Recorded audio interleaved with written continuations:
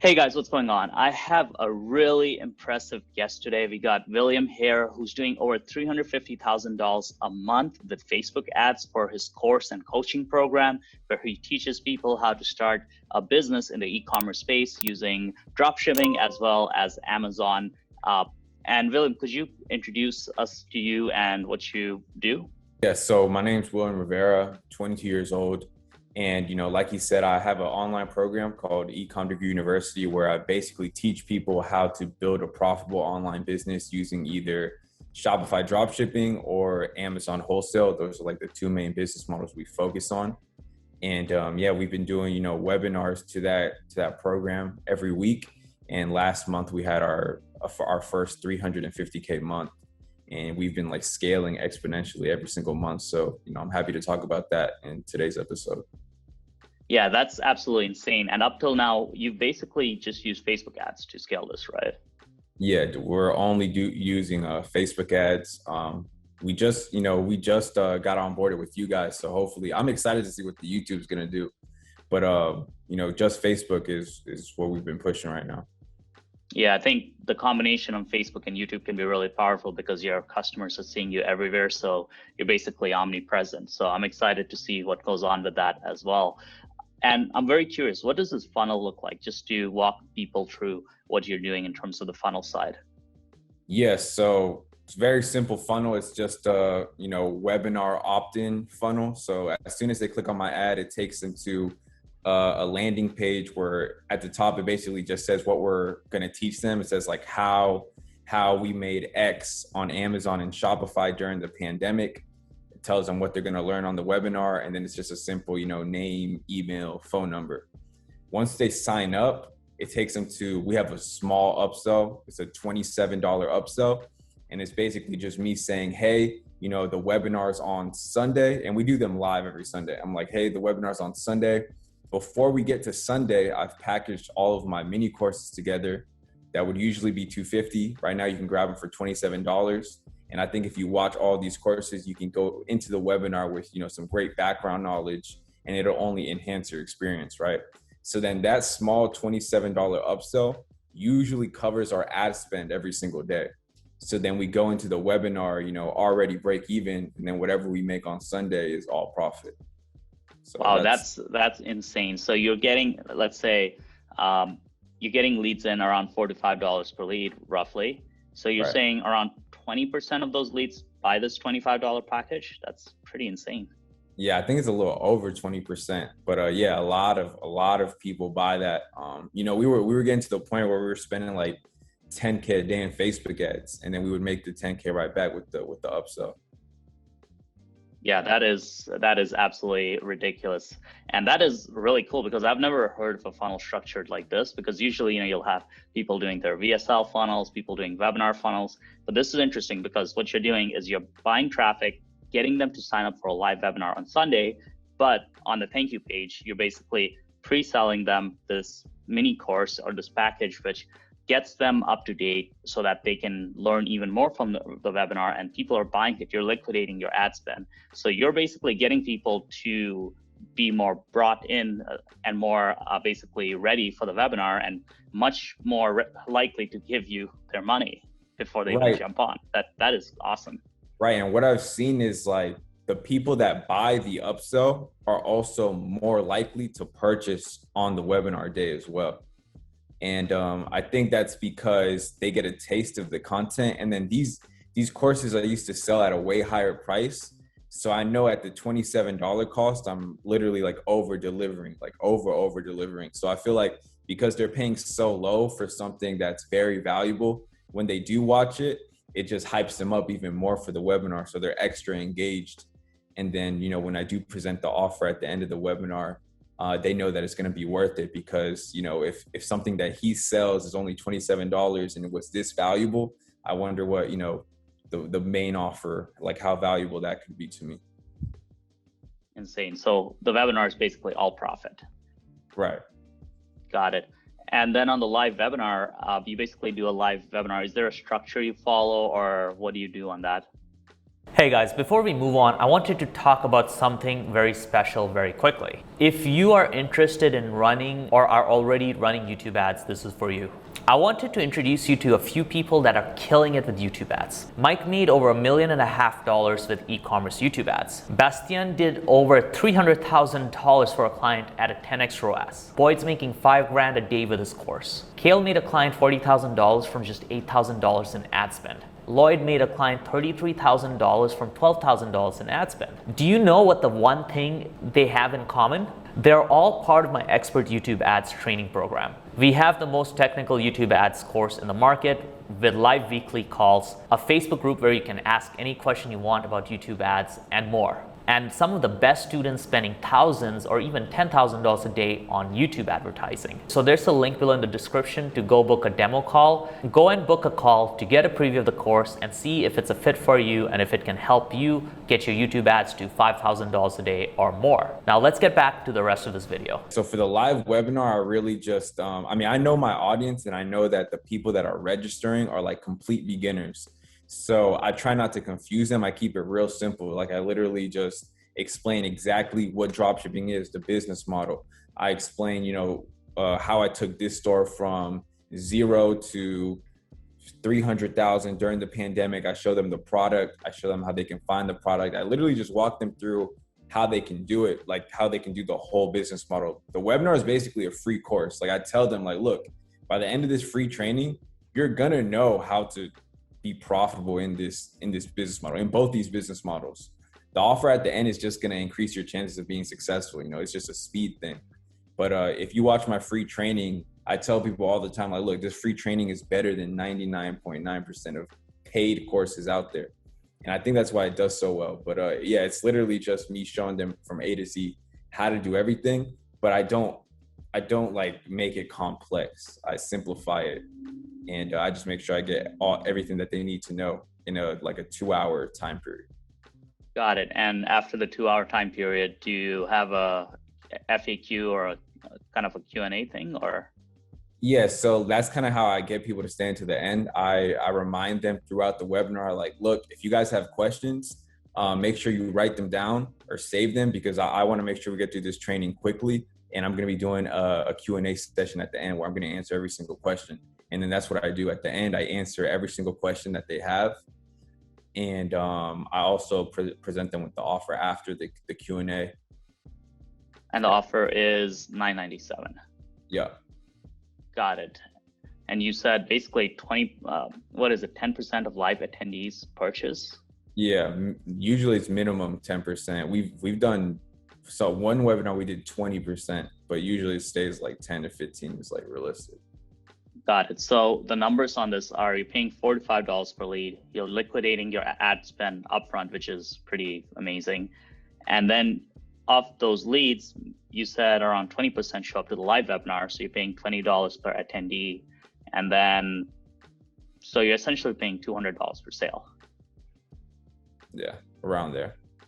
That is pretty, but the thing is, you're essentially, all the ad spend is already paid for. So yeah, that is very, very impressive. And that's a unique funnel. And I think that's the importance of being unique, because everybody's used to certain like funnels, right? People are used to their standard automated webinar, right? And people are kind of tired of that because they've been to those webinars where it's not actually live. They can't get their questions answered. I imagine a lot of the people who ask those questions at the end are the ones who buy, right? Yeah, definitely. The people that buy the upsell and the people that ask questions are the ones that usually buy. And what I've realized is doing the Q&A helps so much, because if someone asks a question, really there's probably a bunch of people with that same question, but they just don't have the courage to ask it. So if someone asks a question and you answer it, you've probably answered like 20, 30 people's questions that are watching. And that could have converted, literally as I'm answering questions, I see the sales coming in. So like, I know that the Q&A is effective when it comes to that. Yeah, that makes sense. And I'm guessing a lot of the questions, are they around the product itself, or are they more around Amazon or Shopify?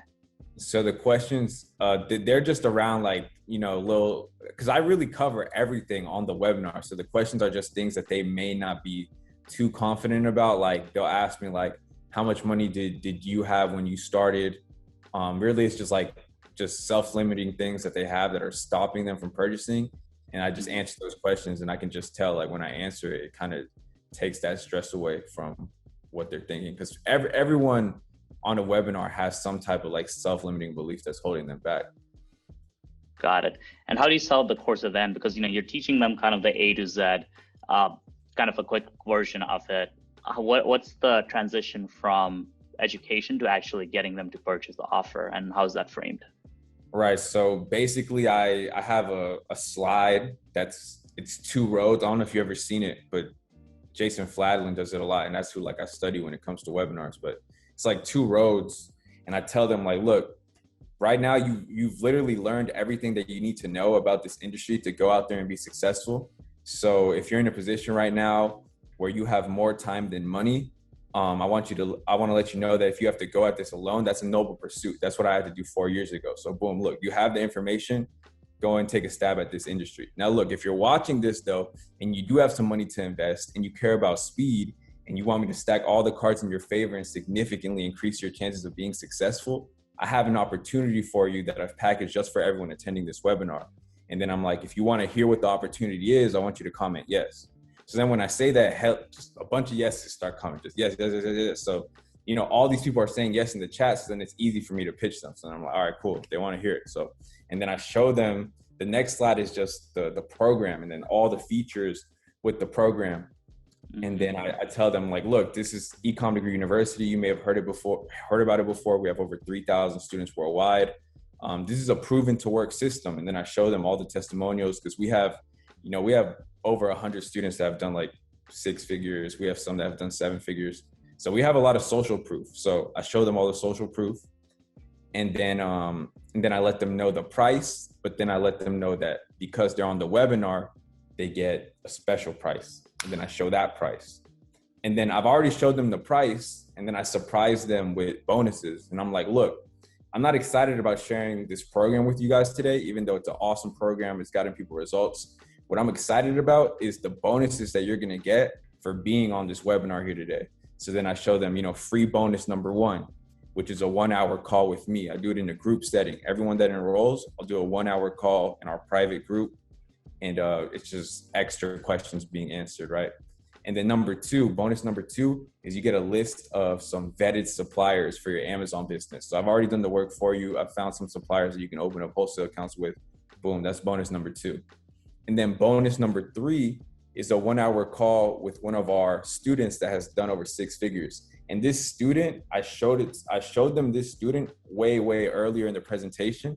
So I kind of like hinted at it a little bit in the beginning. I was like, look, this student has done over 6 figures and he had no experience when he started, yada, yada, yada. And then at the end, I show them that bonus number 3 is actually a 1-hour call with that student who was in their exact same shoes, didn't know anything about e-commerce, started with, little money, and now he's done over 300K in sales. So then I present those 3 bonuses. And then at the end, I have like a QR code on the screen, and the offer pops up in the chat. And then they can either scan the QR code with their phone or click the button in the chat, and that's how they register. And then I start playing testimonials on the screen, like student interviews and stuff. So the QR code is essentially something that they can kind of just take a photo with their phone to Yeah, purchase? they can just take the phone out and go to the camera and then click on it, and it'll take them to the funnel, the sales funnel. Wow, so that's really cool. And then they can just enter their details on the phone while still being in the webinar. Yeah. That's a nice little closing method. Yeah, that's interesting. Do you find that with the funnel you're running right now, are you kind of using a market message that's significantly different than other people in the industry? Because, obviously the Amazon and Shopify industry, it's very competitive. There are a lot of people teaching, but I think you're the first person who's teaching a program that does both Shopify and Amazon. So I'm really interested to hear about what the message is. Yeah, so I think the interesting angles that I have is, one, like you said, I'm teaching 2 in 1. So I'm teaching you Shopify and Amazon. Most people they either teach one or the other. So I'm teaching both, and I've been successful in both industries. So I have that angle. The next angle is that, I grew up with a rough background. I talk about it all the time. Like literally, if you go to my Instagram bio, it says felony at 17 to six figures at 21. And I talk about my story and my past a lot. And because I talk about it, I resonate with a lot of people. And because people resonate with me and they see that, you know, I didn't just have everything handed to me. And I talk about like all the jobs I've worked. I talk about how I actually used to work at Amazon from 6 p.m. to 4 a.m. every single day when I was 19 years old, and how I dropped out of community college, how I went through all these things. So I think my story really resonates with a lot of people. And what a lot of marketers don't understand is that, you know, we all kind of sell the same thing, but at the end of the day, someone's going to buy from someone that they like. So people, you know, they like me, they resonate with me, so they sign up for my webinar. Another angle that I have is I also have the word pandemic in my funnel. So I'm kind of talking based on like the current events that are happening right now. I'm talking about, look, this is how you can make money during the pandemic, not just how you can make money in general. So I feel like that kind of helps me as well. Those three things just stacked, I feel like help me. Yeah, just a heads up for those of you running YouTube ads, saying coronavirus in the ad and potentially even pandemic will probably not result in the ad running. Google doesn't like you saying that. So that's just a heads up for those of you running offers, because we had that early in the pandemic. We tried that angle, and any ads that even contained it, like, are just no way. You can't say it in the ad, but can you have it on the landing page, or you can't have it on the landing page either? I haven't tested that yet. I think as long as you can allude to it in a way that's like how to make money even if the world's like going like crazy. Times or something like that. Yeah, but it's interesting because we definitely saw when the whole pandemic thing hit that the first few months were probably the most profitable months for a lot of our clients. It was insane. Like, we scaled ad spend up to 10K a day for one client that normally spends around 2 to 3K a day. Another client, we were at 20K a day. So that was interesting, where, you know, these crazy crises happen and big brands and big companies, they pull back spend. So there's an opportunity for smaller advertisers. And now you can see that the economy is kind of rebounding and people are really spending a lot of money, and these big brands are spending heavily. But the next time there's a crisis, next time there's a market crash, next time whatever happens is a housing crash, etc., I can promise that there'll be a bunch of millionaires made because they don't pull back on advertising. They keep going at it because the CPMs just drop every time there's a crisis. Because Nike, Coca-Cola, etc., they don't make ad spend and budget decisions based on how much ROI they're getting. They literally make it on like, hey, we're going to spend $50 million this month on ads to promote this, right? Like, there's no real correlation. While if you're a direct response company, you basically are buying based on the real-time data that you're getting. So these big brands, when they see a crisis happen, they kind of make this decision that, hey, we're just gonna stop advertising or advertise at a way lower spend. And because of that, your ad spend generally gets much more for its bang, bang for the buck. Right. Yeah. So moving on, I think we've got a great idea of the funnel and the offer and kind of your message. What are you doing in terms of creatives on Facebook ads? Are you using video ads, or is it more image ads, or long text, short text? Yes, so I'm doing both. But what's been working best is videos. And I do like 1080 by 1920, which is the vertical videos, like Instagram story style. And I use like TikTok style creatives. So I make, you know, videos with either music in the background. There's a lot of my best performing ads, like, I'm not talking in them. It's like literally like TikTok style, like me recording my computer. Maybe there's sales on the computer. Maybe there's text, like TikTok style text. Next slide is like, or the next clip might be me in like a Tesla, or me working at my old job, like my Amazon warehouse job. And then just going from that to where I am now, and things like that. So it's just Instagram Reel, TikTok style creatives. Those have been working the best for me. And I think it's because, you know, those catch people's attention, right? There's a reason why YouTube came out with shorts. There's a reason why IG copied TikTok, and there's a reason why TikTok blew up so fast. And it's because that style of content catches people's attention. And I feel like that's why those ads do so well as well. Yeah, and the key is they're so engaging, right? Like, they give you like that quick dopamine hit. They're fast, And that's the big thing with YouTube ads as well. If you want a YouTube ad to work, you have to make it really engaging. And it is a little bit tougher because with YouTube ads, usually they're gonna be like a minute, 2 minutes long. So you have to kind of be able to make the ad engaging for a minute to 2 minutes. So having a really good script, making sure there's really good editing done, and really just understanding what kind of gets people to watch.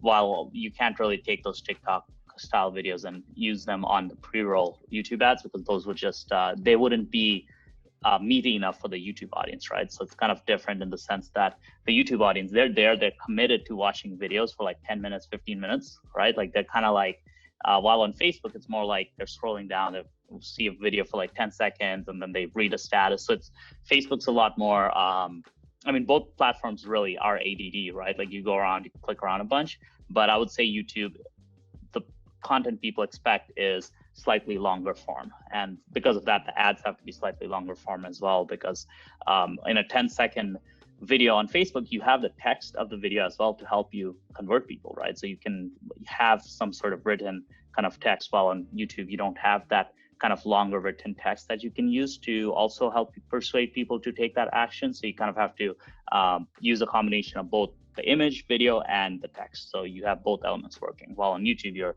100% on video. So that's an interesting contrast between YouTube ads and Facebook ads. Well, there's no right or wrong answer, but it's basically you have to modify your content for your platform. Right. So yeah, that's basically what I was doing. And I would honestly, like, I would post them organically on my profile. And if they did well organically, then I would just download the ad and run it on Facebook. And then usually my best ones that perform good organically would crush it on ads and get me leads, like $4 to $5 cost per lead. And organically, do you mean mostly your Instagram or your Facebook page as well? My Instagram. So I mainly just post on my Instagram profile, which Instagram actually just disabled my profile too. So I'm working on really that. Yeah. That sucks. And do you find that IG is a big source of sales for you, or?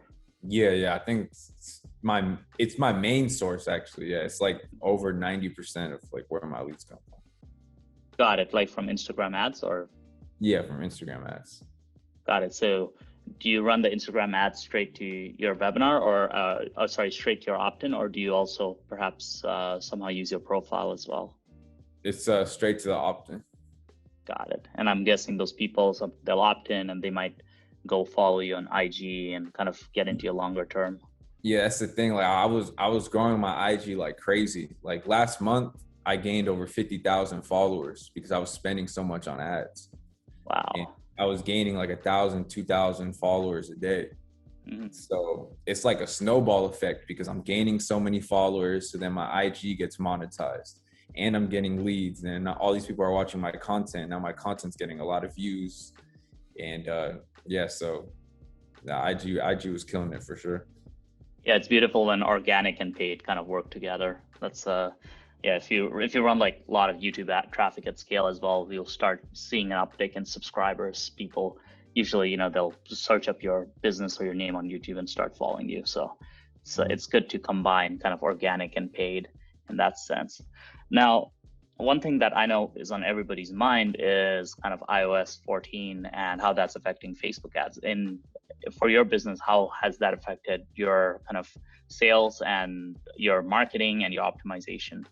Yeah, so for me, it was like, it really just affected the tracking. Like, some weeks we would get $4 to $5 cost per lead. And then maybe the next week we would get double that, like $10 cost per lead, $12 cost per lead. But when I check the analytics through Webinar Jam, really it's still $4 to $5 per lead, but it's just Facebook sometimes doesn't track everything. So I feel like it could affect you in that way where you might cut ads that are actually profitable, but you don't know they're profitable because Facebook is telling you that the cost per lead is higher than it actually is. So really that was like the only issue I was really seeing with iOS 14. But I really try not to worry too much about it because when it comes to my webinar, I know that if I can get people there, they're going to, like, I know the numbers. Like I know if I get X amount of people there, this percentage is going to convert. So cost per lead doesn't really matter too much to me. But other than tracking, iOS 14 really hasn't affected me that much.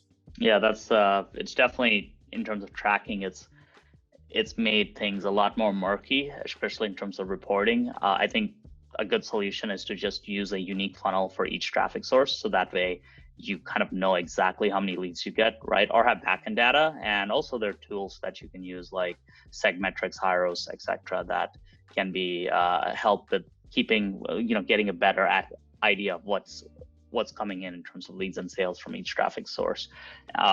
On the algorithmic side, it's definitely, there's certain drawbacks to iOS 14, the main one being the algorithm doesn't get as good of a data as it used to, which can negatively impact certain accounts. It's not something that's going to kill your account. It's more of like, okay, you need to adapt for it and bid higher. So that's what we've done, is like, if we're optimizing for leads and we're trying to get like a, let's say like a, $10 cost per lead for a certain funnel, now we know that we need to bid around $15 on target CPA, because of the fact that a lot of times a lot of leads will be underreported. So we try to figure out, okay, 20-30% of leads are being underreported, so we need to bid higher to make sure that Google gets enough data, because we know that, okay, there's that underreporting going on. So that's kind of how we're dealing with a lot of it. And one really important question I have for you, right, as we kind of get a little bit deeper into this, what is, in your opinion, the things that you're doing differently that most other Facebook ad marketers don't do? I think right now, definitely I don't really see a lot of like TikTok creative styles, like hard, like people spending like thousands a day on those types of creatives on like Facebook and Instagram. And like I said, I think that's what's really killing it for me, because it captures people's attention. I'm able to give you, value or show you like how I went from this to that in 10 seconds and have a call to action at the end, in a quick little ad like that. And I feel like that's just what's trendy right now. That's what people like seeing. And it just comes off more authentic and genuine than like an actual like long form ad on like Instagram. But again, I do both. Like I spend a lot of money, like 90% of the money that I spend is on cold traffic, using my TikTok creative, IG Reel creative type ads. And then I have longer videos that I run as retargeting. So like my longer, like 1 minute, 2 minute type videos, those are like my retargeting ads. So like, maybe you saw a couple of my TikToks and you've already seen my face, you already know who I am. So now you might stop and watch my 1 minute video, 2 minute video. But going from someone that you don't know at all, I think it's pretty hard for you to sit and watch a 1-2 minute video of someone you've never seen before in your life. When it comes to like Instagram, obviously YouTube is different, but that's what I think. I don't see a lot of people spending a lot of money when it comes to that. Also, I've been doing the CBO strategy that's been killing it for me. So what I do is like, I'll have a cold traffic campaign where I'm doing, one interest, one ad set, and I'm spending like $10 a day. And I try to test like 100 different interests. And then based on the ad sets that do well, the interests that do well, I'll duplicate it 5 times into a CBO campaign. And I'll start the CBO at like $50 a day. So what that does is like, let's say you're targeting, entrepreneurs, and the entrepreneur interest is doing well for you. Instead of you spending $10 a day to that entrepreneur audience, you duplicate entrepreneurs 5 times to a CBO. And now, because the entrepreneur audience is like an audience of millions of people, but if you duplicate it 5 times and now you have 5 pools of that big audience. And then if you make it a CBO, now you're telling Facebook like, look, here's 5 pools of the entrepreneur audience that's doing well for me. I want you to spend my money on the best pool size, the best one. And then got it. So the 5 pools are in one campaign.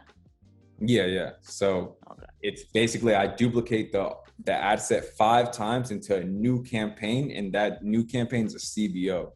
So it has a budget where Facebook is just going to spend it wherever it sees best fit. And then what I've been doing is I'll let that campaign run for 7 days, and then I'll look at how good it's done. Because with CBOs, they usually don't do well the first couple of days. Like you'll probably lose money. But then after 7 days, you look at how the campaign's done, and then I double the budget. So if that $50 a day CBO does well that week, then I'll duplicate it and make it 100 a day. And then I just rinse and repeat. If that 100 a day CBO does well the next 7 days, I'll put it to 200 a day. And then if that one does well, then 400 a day. And then I got to the point where I had like a CBO campaign spending like 2,000 a day. That was crushing it, getting it like $4 cost per lead. Crazy. Yeah, that's interesting. On YouTube, if you try to duplicate campaigns, it just backfires. Like every time we test it, it doesn't work. But then on Facebook, it seems to work quite well. And the weird thing is on YouTube, so on Facebook, you have basically CBO and then also budget on the ad group level. On YouTube, it's pretty much just CBO, right? Like it's not called CBO, but all the budgets are spent at the campaign level. You cannot set budget at ad group level, right? You can modify bids at an ad group level, but the budget has to be at the campaign level. So because of that, you know, you start 5 ad groups in one campaign, like it's gonna just kind of choose 1 or 2 ad groups to really spend money on. So that's an interesting difference between Facebook and YouTube ads. And again, that's why it's important to really kind of just learn as much as you can about each platform before diving into it, because each platform works in a different way in the way it's structured. So yeah, I think that was extremely valuable. I think those two, and obviously the upsell, because not a lot of people have, you know, that upsell after the opt-in.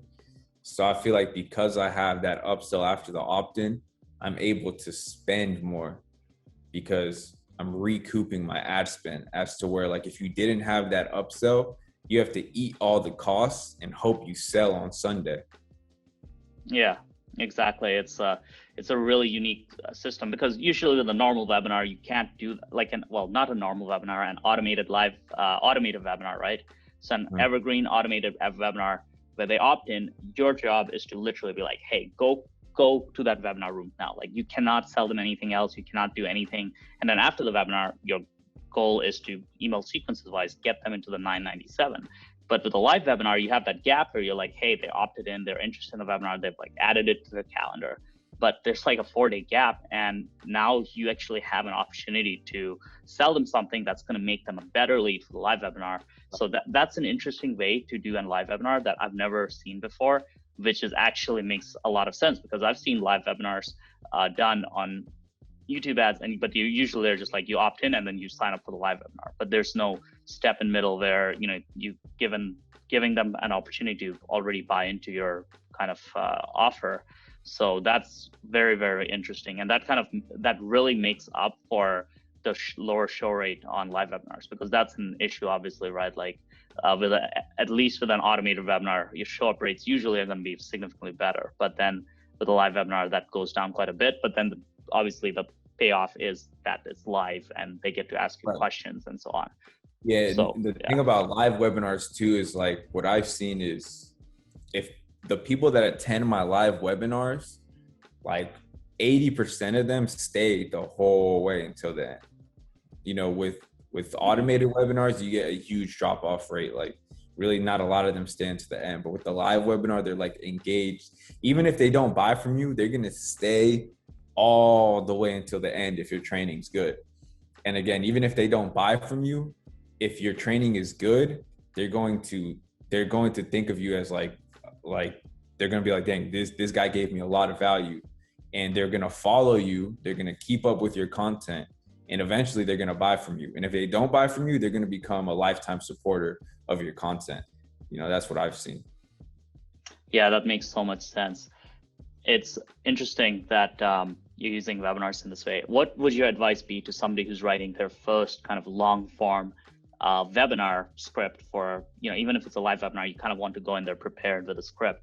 What would your number one piece of advice be for that?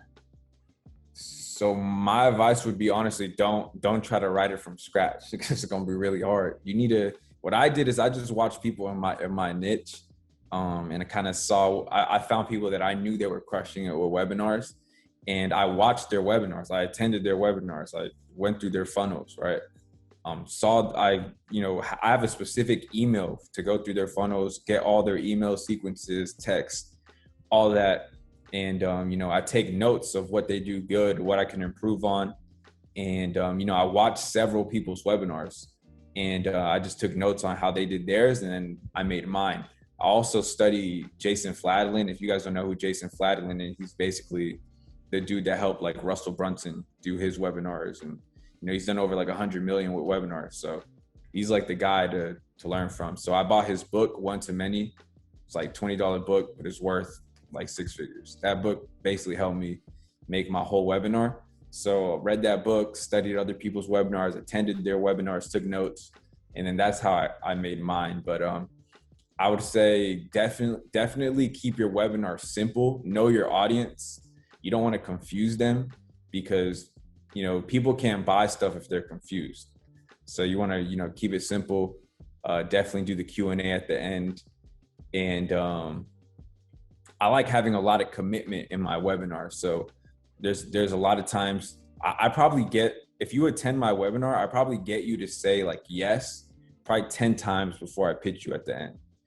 So in the beginning, as soon as the webinar starts, I'm like, hey, what's up, guys? Congratulations for being here. I'm excited. We're about to go over some cool stuff. If you can hear me, if you can see me, I want you to comment yes down below. So like off rip, I already got you to say yes. And then, as I go over things, I ask the audience, like, all right, I want you guys to comment yes if this makes sense, because I'm not going to move forward unless this makes sense in your head. So then, boom, they're commenting yes, and they're affirming that what I just taught them makes sense in their head. And then I just get them to say yes so many times that by the end of the webinar, they're good. It's like they've said yes so many times that it's easy for them to say yes to the offer, yes to the opportunity. It's like a psychology thing. So I would say getting commitment from your audience and keeping them engaged is an important thing too. Yeah, commitment and consistency. It's one of the key persuasion triggers out there. And that's really good. So what I got from that is deep research. So literally break down the whole funnels of 2 or 3 people in your space who are killing it. Go through an expert's basically process, right? So Jason Flatline, Russell Brunson has his script.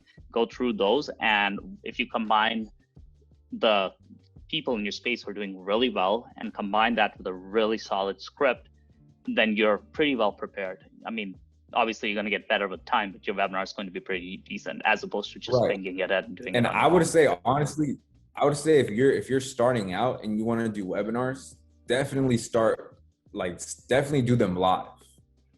I would say definitely do them live. Like, don't just go straight to automated webinar. I feel like do them live, because you'll have that live interaction. You'll see where you slip up. You'll see where your audience gets confused based on the comments and stuff. And then based on that, like after you do it live a couple times, you'll be able to perfect it, change things in your webinars. You're never going to make a webinar and then not change anything from it. Once you do it live, you're going to notice, okay, yeah, I slipped up here. Okay, yeah, I need to add something here. People got confused here. Maybe I shouldn't say this. That's going to come to you as you do these live webinars. And like, I've probably done over like 40 live webinars. And I'm probably going to do over 100. And then once I do like 100 live webinars, I'll probably make an automated one. I'll probably pick my best one, or I'll just record a whole automated one. But the key is just getting really, really, really good at doing them live. So then you can know that your evergreen one is good. I wouldn't just go straight to evergreen, because you don't know if that's your best webinar. That makes a lot of sense to me. Just practice it and you get live real-time feedback. That's invaluable. But then automated webinar, you do not get that, right? Like, so it just makes sense to start out live and then switch to automated once you have something that's working very, very well. That's incredible advice.